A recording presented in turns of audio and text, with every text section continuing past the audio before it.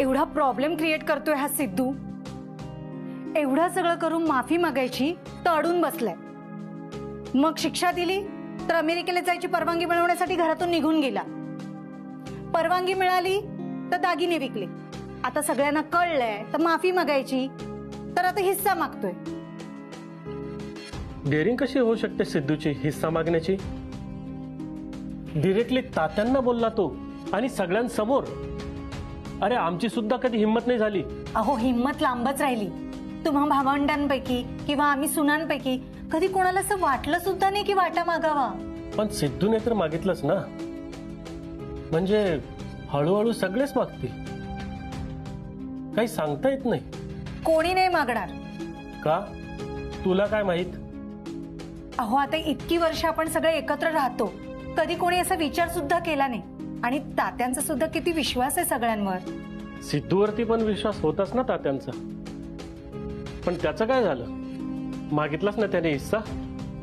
हो ना, हा सिद्धू हिस्सा कसा काय मागू शकतो?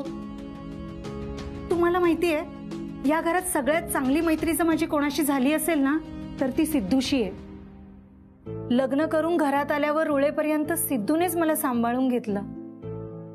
किती चांगला, किती समजूतदार होता सिद्धू। आणि आता हे सगळं काय झालंय? तेच तर कळत नाहीये की त्याला झालं तरी काय। मी काय म्हणते, तुम्ही जरा त्याला तपासता का? काय? त्याच्यानं डोक्यावर परिणाम झाला असेल। मी ना सिरियल मध्ये बघितलं होतं, हिरोच्या ना डोक्याला लागतं आणि मग तो विचित्र वागायला लागतो। सिद्धूच्या पण डोक्याला लागलं असेल आणि मग त्याचा परिणाम झाला असेल तर? हो ना, तुझ्या डोक्यावर परिणाम झालाय। माझ्या? हो, तू असं मोबाईल वरती काहीतरी उठपटान बघत बसते ना नेहमी, त्याच्यामुळे। बरं, मग आता तुम्हीच सांगा, तो असं अचानक का वागेल? मला असं वाटतंय का कोणीतरी हे सगळं त्याच्या डोक्यात भरवतंय।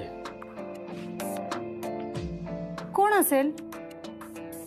कोण त्याला घरात हिस्सा मग म्हणून सांगत असेल?